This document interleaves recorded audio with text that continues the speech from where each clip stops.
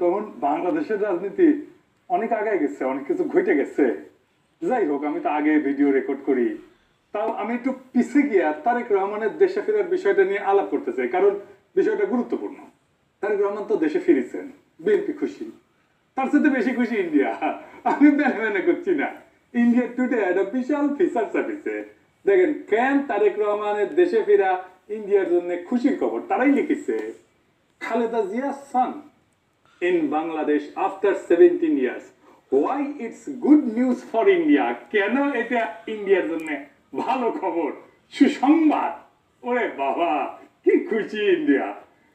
কিন্তু তারেক রহমানের দেশে ফিরে নিয়ে কি কি বার্তা আপনি পেলেন, সেটা আমরা মোটামুটি তিনটা দিক থেকে বিচার করব। এক নাম্বার, উনি কেমনে ফিরলেন, উনার ফেরার ঘটনায় কে কি রোল প্লে করলো। দুই নাম্বার হইতেছে উনি কি বললেন, কেমনে বললেন। তিন নাম্বার হইতেছে উনার ফেরার ঘটনা নিয়ে গণমানুষের মধ্যে কি প্রতিক্রিয়া, এবং বাঙ্গু এলিট এস্টাবলিশমেন্ট এবং আওয়ামী লীগের মধ্যে কি প্রতিক্রিয়া। এই তিনটা দিক থেকে দেখলে আপনি বুঝতে পারবেন তারেক রহমানের দেশে ফেরাটা বাংলাদেশের জন্য কি মিন করে, এটার অর্থটা কি। তার আগে ওই পায়েসের উপরে যেমন কিসমিস থাকে না, ওইখান থেকে কিসমিস দিয়ে দিই পায়েসের উপরে।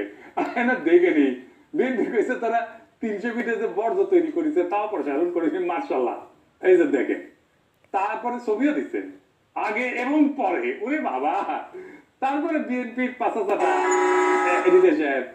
খাওয়া যাবি না। হ্যাঁ, আর সে কি আপনি চান না আমি মুখ খারাপ করি?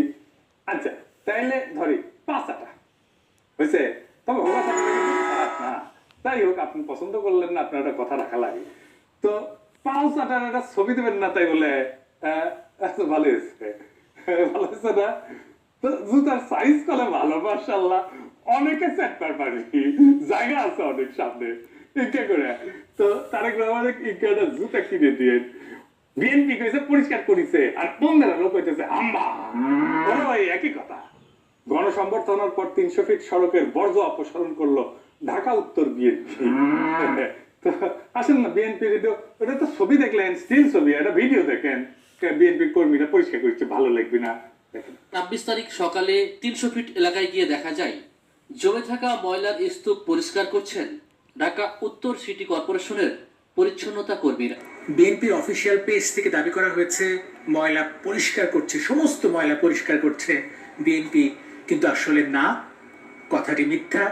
পুরো অংশের অধিকাংশ অর্থাৎ 90% বর্জ্য ময়লা পরিষ্কার করেছে ঢাকা উত্তর সিটি কর্পোরেশন। দেখেছেন?